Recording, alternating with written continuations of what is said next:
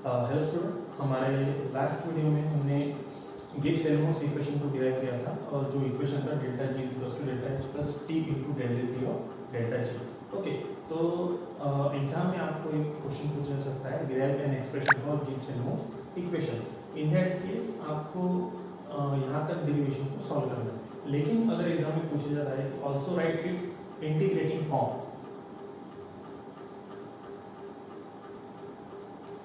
also write its integrating form, in that case हमें इस equation का इंटीग्रेटिंग फॉर्म भी डिराइव करना पड़ सकता है। या फिर एग्जाम में सिर्फ क्वेश्चन पूछा जा सकता है 2.5 मार्क्स के लिए कि derive N integrating form of Gibbs Helmholtz equation. तो इन दैट केस हमें अगर ये क्वेश्चन 2.5 मार्क के लिए आता है तो हमें गिब्स हेल्महोल्ट्ज इक्वेशन को डिराइव न करते हुए डायरेक्टली हमें गिब्स हेल्महोल्ट्ज इक्वेशन यहाँ पे लिखना है और गिब्स हेल्महोल्ट्ज इक्वेशन से हमें उसका इंटीग्रेटिंग फॉर्म को क्या करना है, डिराइव करना है। तो ये इंटीग्रेटिंग फॉर्म हमें कैसे डिराइव करना है वो हम यहाँ पे भी देखने वाले हैं। तो सबसे पहले जो हमारा गिब्स हेल्महोल्ट्ज इक्वेशन है उसको हम लिख लेंगे, that is delta G equals to delta H plus T into delta T of delta G. अब क्या करना है हमें, ये जो हमारा इक्वेशन है इस इक्वेशन को हम डिवाइड करेंगे by T squares, divide by T square. पूरे इक्वेशन को टी स्क्वायर से डिवाइड कर देंगे तो हमें क्या मिलेगा, delta G upon T square is equal to delta H upon T square plus नीचे टी स्क्वायर और यहाँ पे ऊपर का टी स्क्वायर, मतलब क्या बचा 1 अपॉन टी ब्रैकेट में delta T of delta G. ठीक है, delta T of delta G. अब नेक्स्ट स्टेप में हम लोग क्या करना है कि ये जो टर्म है delta G upon T square इसको लेफ्ट हैंड साइड में लेके आएंगे और delta G upon T square इसको राइट हैंड साइड में लेके जाएंगे। सो व्हाट वी गेट, ये माइनस हो जाएगा। सो 1 अपॉन टी ब्रैकेट के अंदर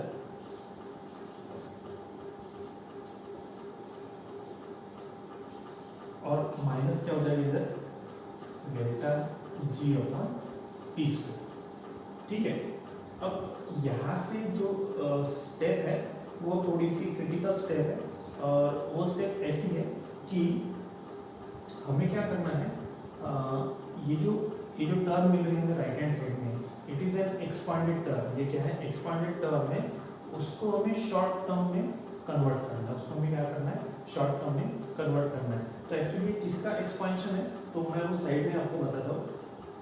अगर मैं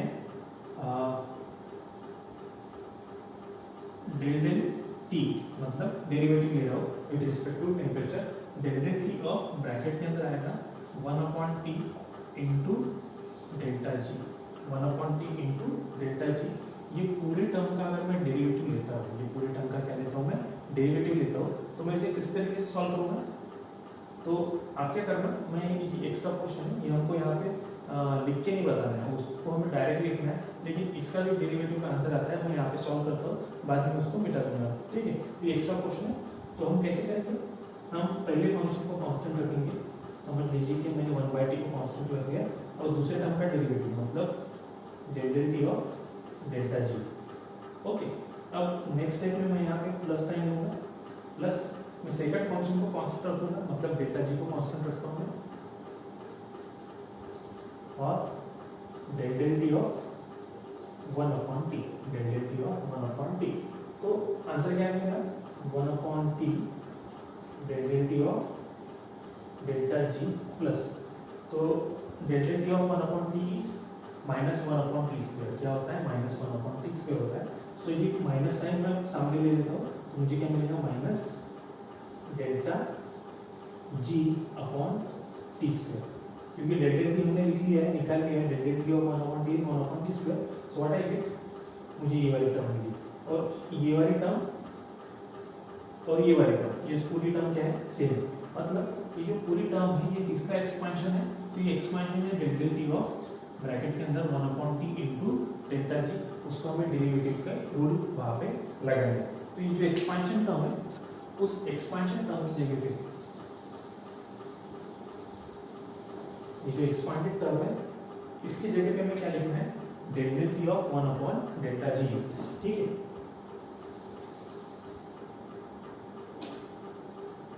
सो what I get, delta H upon T square is equal to del del T of delta G upon T, delta G upon T. Delta G upon T मतलब क्या, 1 upon T into delta G, उसी को हम क्या लिख सकते हैं, delta G upon T लिख सकते हैं। ओके, तो नेक्स्ट स्टेप में मुझे क्या करना है कि डेल्टा टी को मैं इधर लेके आता हूँ, so what I get delta H upon T square into delta T is equal to del delta G upon T. तो ये जो मेरा इक्वेशन है इसको बोलेंगे इक्वेशन नंबर 1। इसको क्या बोलना है हमें, इक्वेशन नंबर 1, या फिर इसको बोलते हैं इक्वेशन नंबर 1, इसको बोल देंगे इक्वेशन नंबर 2। ये इक्वेशन 2 आया है मुझे, जो इक्वेशन 2 मिला है, इस इक्वेशन को मुझे क्या करना है, इंटीग्रेट करना है with in initial and final limit, with in initial and final limit. तो देखो कैसे करेंगे,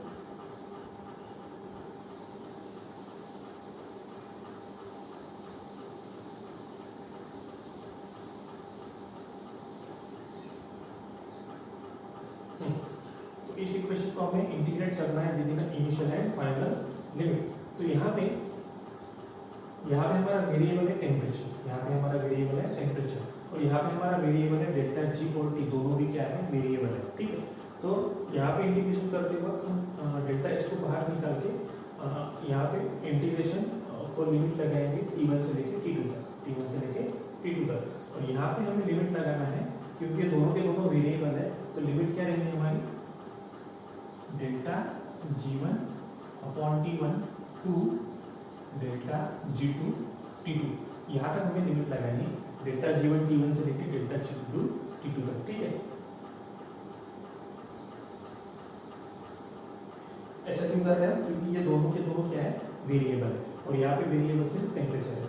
सो मैं क्या करता हूँ, यहाँ पे minus delta H integration T1 से लेके T2 तक delta T upon T square is equal to, अब देखो यहाँ पे डेल की टर्म है, मतलब डेरिवेटिव की टर्म है, तो डेरिवेटिव और इंटीग्रेशन दोनों क्या हो जाते हैं, कैंसिल हो जाते हैं, डेरिवेटिव और इंटीग्रेशन क्या हो जाते हैं, दोनों कैंसिल हो जाते हैं। तो बचा कैसे, डेल्टा जी अपॉन टी, बचा कैसे, डेल्टा जी अपॉन टी, और डेरिवेशन ये डेरिवेटिव का टर्म और ये इंटीग्रेशन हम उसका लेने वाले हैं, ये दोनों क्या हो गए, एक दूसरे के साथ कैंसिल हो गए, लेकिन लिमिट कैंसिल नहीं होती, लिमिट कैंसिल नहीं होते, तो हमको इसको लिमिट लगाना है, दैट्स व्हाई इनकी जो लिमिट रहेंगे वो क्या रहेंगे, डेल्टा जी अपॉन टी 1 से लेके डेल्टा जी अपॉन टी 2 तक, ये उसके क्या रहेंगे बचे हुए लिमिट, डेरिवेटिव इंटीग्रेशन क्या हो गया, कैंसिल हो गया। ओके, सो अभी minus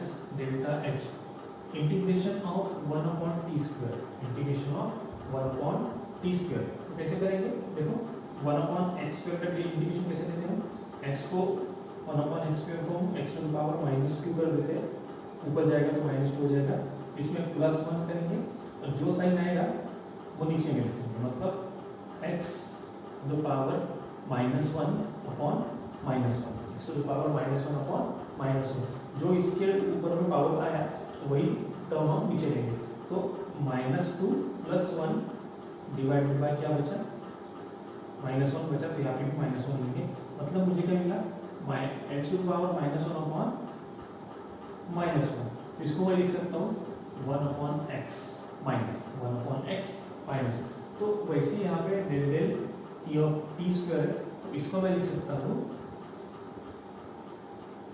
minus 1 upon T, minus को बाहर ले लेता हूँ, तो माइनस ये माइनस और ये वाला माइनस क्या हो गया, कैंसिल हो गया, ये वाला माइनस को बड़ा माइनस क्या हो गया, कैंसिल हो गया, तो बचा सिर्फ 1 अपॉन टी, और उसको लिमिट रहेंगे T1 से लेके T2 तक।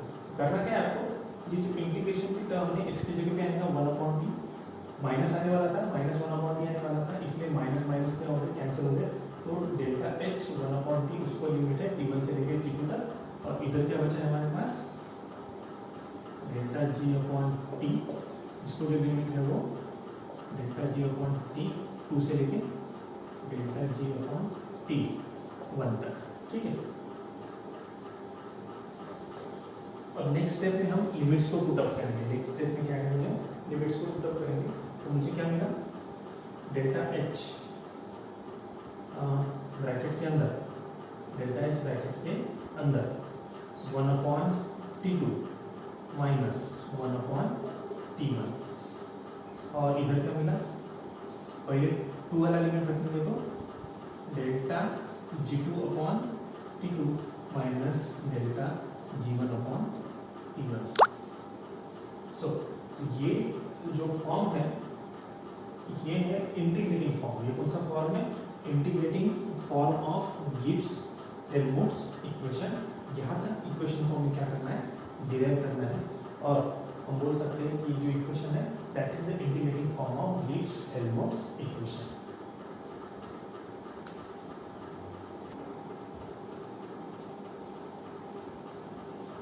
ओके, तो हमने गिब्स हेल्महोल्ट्ज इक्वेशन देखा, उसका इंटीग्रेटिंग फॉर्म भी देखा।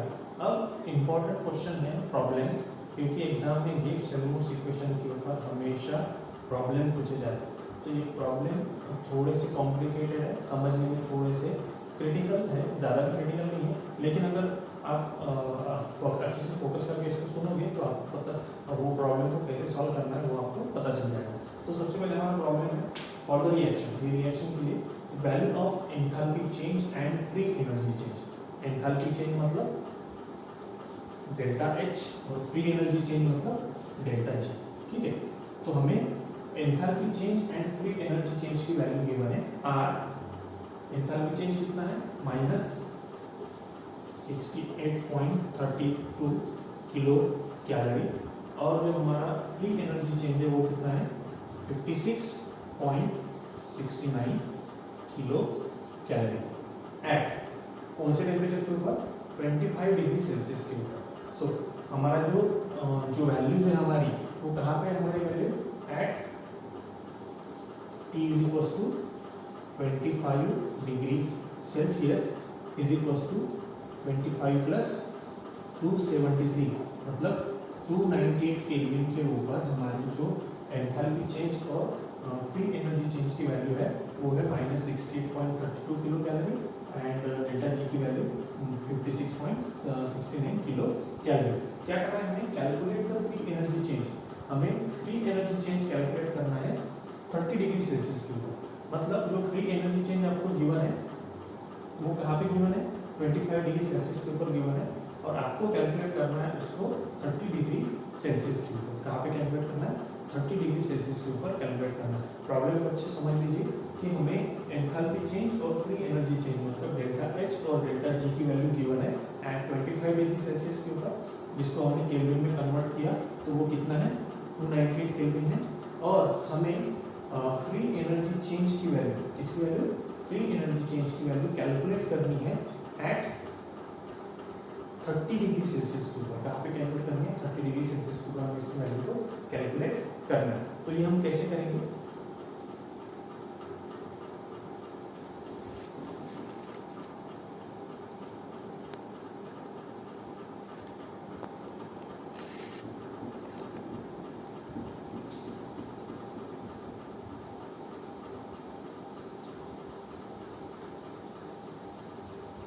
ठीक है। तो जो हमारा इक्वेशन है, गिब्स हेल्महोल्ट्ज इक्वेशन है, वो हमें लिखना पड़ेगा सबसे पहले। तो वो है delta G is equals to delta H plus T और ब्रैकेट के अंदर del T of delta G। तो ये हमारा गिब्स हेल्महोल्ट्ज इक्वेशन है। ठीक है, अब हमें प्रॉब्लम में क्या क्या गिवन है और हमें क्या क्या कैलकुलेट करना है। तो हमें गिब्स फ्री एनर्जी को कैलकुलेट करना है एट 30 डिग्री सेल्सियस के ऊपर, delta G at 30 degree Celsius, वो हमारा क्वेश्चन मार्क है। ठीक है, तो हम क्या करते हैं, पहले डेल्टा G की वैल्यू इस इक्वेशन में रखते हैं। डेल्टा G की वैल्यू कितनी है, एट 298 केल्विन। क्या करेंगे हम, 298 केल्विन, डेल्टा G की value 56.69 is equals to delta H की वैल्यू माइनस 68.32 प्लस टेम्परेचर यहाँ पे गिवन है कितना है वो 298 और मल्टीप्लाई ये जो टर्म है, ये वाली जो टर्म है वो हमें पता नहीं है, उसको हम क्या, हमें उसका कोई हमको सोल्यूशन प्रॉब्लम में गिवन नहीं है, तो उसको वैसे के वैसे रखेंगे। ठीक है, अब क्या करना है हमें, ये जो माइनस वाली टर्म है इसको इधर लेके आएंगे तो क्या हो जाएगा,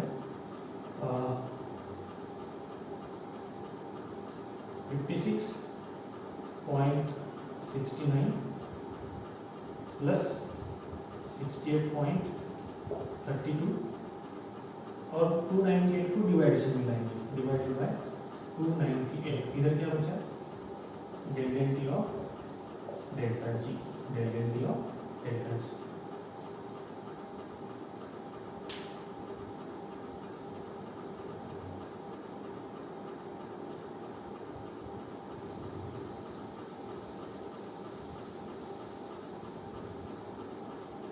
ठीक है, ये वाली टर्म को हम सॉल्व कर लेंगे।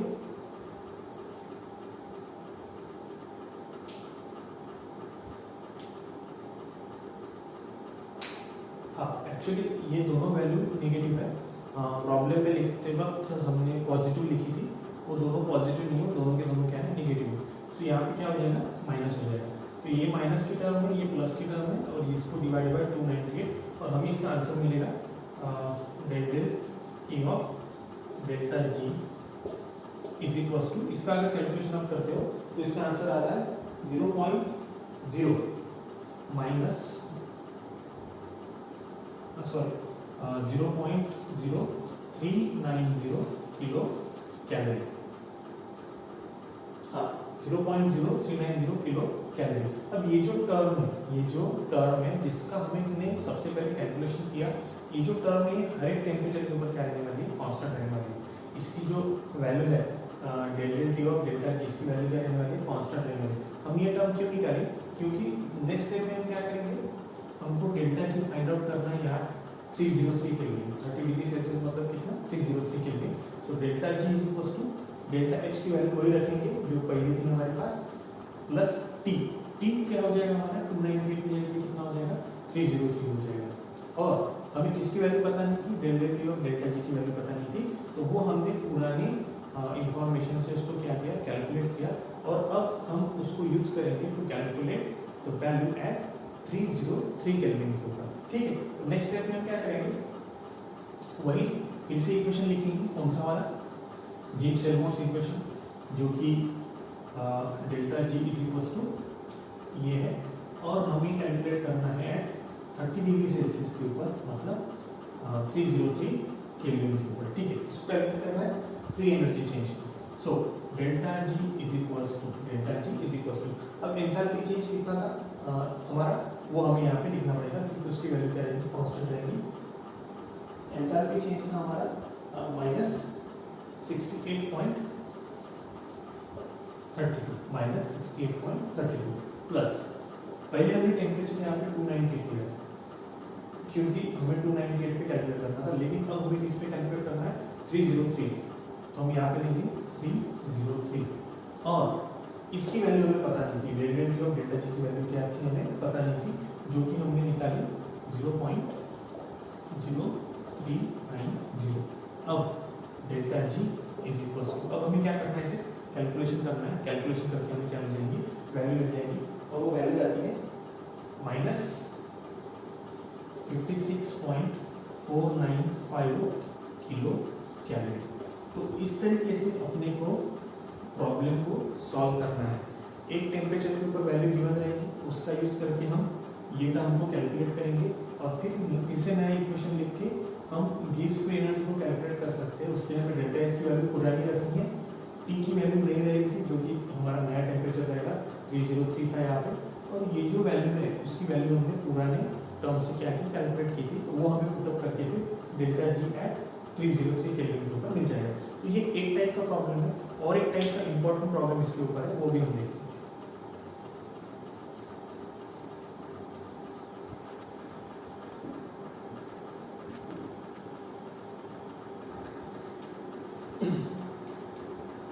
ओके, जो सेकंड टाइप का प्रॉब्लम है हमारा वो है for the reaction N2 plus thrice H2 gives twice NH3, the free energy change at 25 degree Celsius and 35 degree Celsius, दोनों ही केस में 25 डिग्री सेल्सियस पे और 35 डिग्री सेल्सियस के ऊपर फ्री एनर्जी चेंज गिवन है। क्या गिवन है? Free energy change. Free energy change मतलब क्या? डेल्टा जी की वैल्यू। तो डेल्टा जी की दो वैल्यू गिवन है, एक 25 डिग्री सेल्सियस के ऊपर और दूसरी 35 डिग्री सेल्सियस के ऊपर। 25 के ऊपर कितनी है? -33.089, और 35 के ऊपर कितनी है? माइनस 28.018, दोनों ही जगह पे डेल्टा जी गिवन है, डेल्टा एच की वैल्यू गिवन नहीं है। Okay, respectively calculate the heat of reaction, मतलब हीट ऑफ रिएक्शन मतलब क्या, डेल्टा एच। डेल्टा एच मतलब क्या होता है, चेंज इन एंथैल्पी बोलते हैं उसको, या फिर उसको हीट ऑफ रिएक्शन बोलते हैं एट 30 डिग्री सेल्सियस। देखो कहाँ पे निकालना है, 30 डिग्री सेल्सियस के ऊपर, और जो फ्री एनर्जी गिवन है वो कहाँ पे गिवन है, 25 डिग्री सेल्सियस के ऊपर और 35 डिग्री सेल्सियस के ऊपर। तो इनके बीच में जो टेम्परेचर है वो है 30 डिग्री सेल्सियस, और उसके ऊपर हम क्या कैलकुलेट करना है, एंथैल्पी चेंज मतलब डेल्टा एच की वैल्यू कैलकुलेट करना है। तो सबसे पहले हम लिख लेते हैं कि हमारे पास क्या क्या है। ओके, डेल्टा G1 गिवन है, डेल्टा G1 गिवन है कितना है, माइनस 33.089 एट टेम्परेचर T1 कितना है 25 डिग्री सेल्सियस, मतलब वो हो गया 298 केल्विन। कितना हो गया 298 केल्विन। उसके बाद गिवन है हमें डेल्टा G2 जो कि कितना है माइनस 28.018, कौन से टेम्परेचर के ऊपर 308 केल्विन के ऊपर गिवन है, 308 केल्विन के ऊपर गिवन है। अब हमारा गिब्स हेल्महोल्ट्ज इक्वेशन ये वो क्या है, delta G is equals to delta H plus T bracket के अंदर डेल्टा ऑफ डेल्टा G, ये हमारा गिब्स हेल्महोल्ट्ज इक्वेशन है। अब हमें क्या निकालना है, डेल्टा H निकालना है। हमें क्या निकालना है, डेल्टा H। डेल्टा H कहाँ पे निकालना है, एट 30 डिग्री सेल्सियस के ऊपर, मतलब 303 केल्विन के ऊपर निकालना है। कहाँ पे निकालना है, 303 केल्विन के ऊपर। अब यहाँ पे हमारे पास कौन सी वैल्यू गिवन है, डेल्टा G। डेल्टा G की वैल्यू हमें 25 और 35 डिग्री सेल्सियस पे गिवन है, लेकिन हमें आंसर निकालना है 30 डिग्री सेल्सियस के ऊपर, तो वो डेल्टा H की वैल्यू है क्या, नहीं है। डेल्टा H की वैल्यू हमको कैलकुलेट करना है, प्लस T टेम्परेचर हमें गिवन है, कौन से टेम्परेचर के ऊपर निकालना है, 30 डिग्री सेल्सियस के ऊपर निकालना है, मतलब 303 रहेंगी T की वैल्यू। और ये डेल्टा T और डेल्टा G की वैल्यू हमको प्रॉब्लम में गिवन नहीं है। तो सबसे पहले काम हमको ये करना है कि ये डेल्टा T और डेल्टा G की वैल्यू को क्या करना है, हमें कैलकुलेट करना है।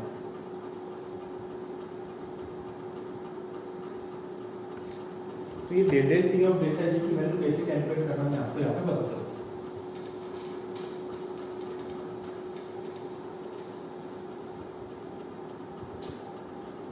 सो डेल्टा T और delta G is equals to, तो हमें क्या करना है, change in delta G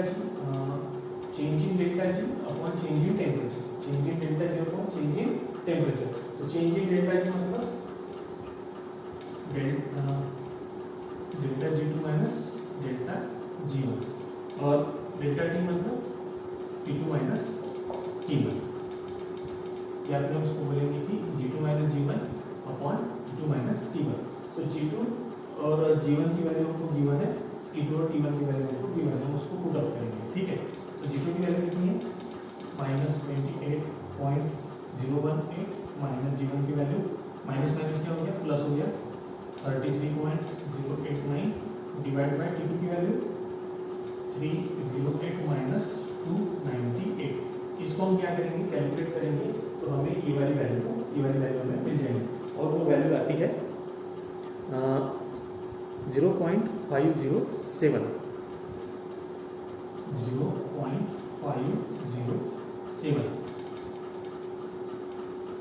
kilo joule में आती है, क्योंकि बाकी सब वैल्यू किलो जूल में गिवन है, तो ये भी वैल्यू क्या आएगी, किलो जूल में।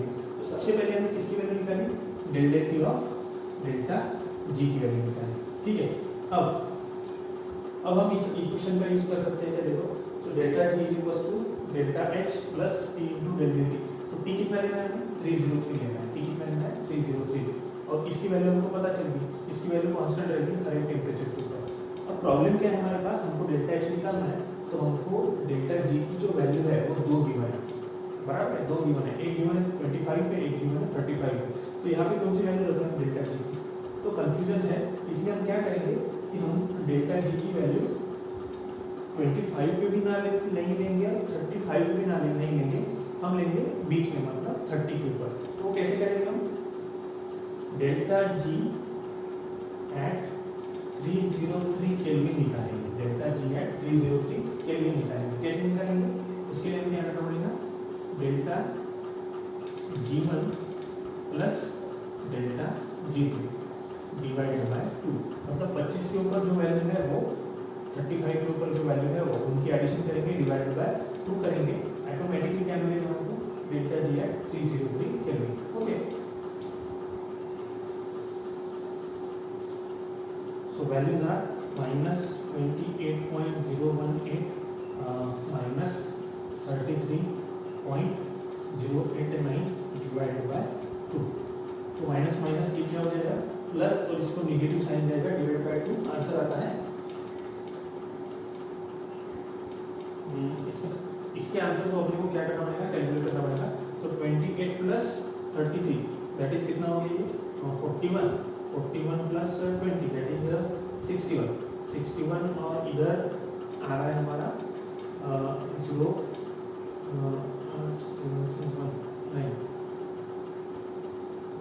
और 7, आंसर आ रहा है हमारा माइनस 61.098 डिवाइडेड बाय 2, और ये जो आंसर आ रहा है ये आ रहा है अपना माइनस 30.598 30.549 इतना आंसर आ रहा है हमारा। ठीक है, तो हमने क्या किया, delta G1 plus delta G2 की एडिशन की और हमें डेल्टा G मिला है 30 डिग्री सेल्सियस के ऊपर। अब क्या करेंगे, अब हम इन वैल्यूज को पुटअप करेंगे। हमारा जो इक्वेशन है delta G is equal to delta H plus T into delta T of delta G। Okay, ठीक है।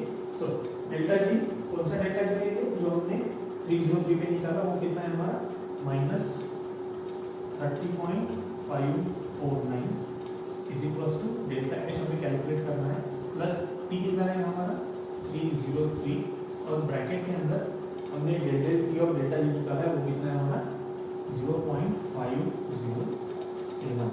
अब हमको सिर्फ क्या करना है, कैलकुलेशन करना है।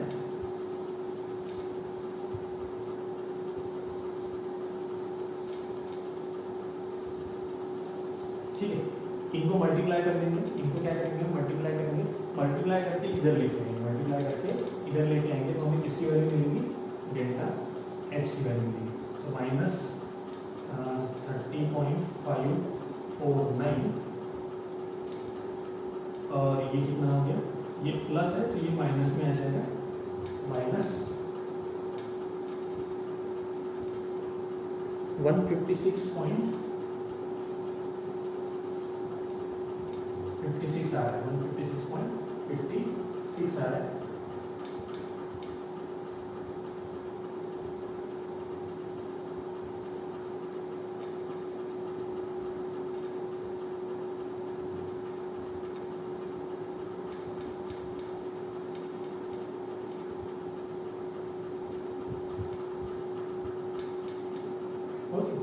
तो delta H is equal to, हमको इनकी एडिशन करनी है, एडिशन करके जो आंसर आएगा हमारा वो आएगा 56 मतलब 86 और 89, so it is minus 189 point something kilo joule. ये जो हमारा आंसर है that is the answer of delta H। तो थोड़ा सा क्रिटिकल प्रॉब्लम है, हमको प्रॉब्लम को अच्छे से ऑब्जर्व करना पड़ेगा कि हमें फ्री एनर्जी चेंज 2 टेम्परेचर के ऊपर गिवन है, हमें जो निकालना है वो अलग टेम्परेचर के ऊपर निकालना है। तो सबसे पहले जो गिब्स हेल्महोल्ट्ज इक्वेशन लेके ये वैल्यू हम कैलकुलेट करेंगे, जो गिवन वैल्यू उसके ऊपर से, और फिर हम इसको भी कैलकुलेट करेंगे एट जिसके ऊपर हमें क्या है वैल्यू को कैलकुलेट करना है उसके ऊपर। तो फिर वैल्यूज को पुटअप करके हम क्या कर सकते हैं, डेल्टा H वैल्यू को कैलकुलेट कर सकते हैं। आप मेरे वीडियो को रिपीटेड देखोगे तो आपको पता चल जाएगा। इसके अलावा भी कुछ प्रॉब्लम आपके टेक्स्ट बुक में गिवन होंगे, ये इसी टाइप के हैं, आप सॉल्व करने की कोशिश करें कीजिए। अगर कोई प्रॉब्लम आता है तो मुझे आप ग्रुप पे बताओ। ओके।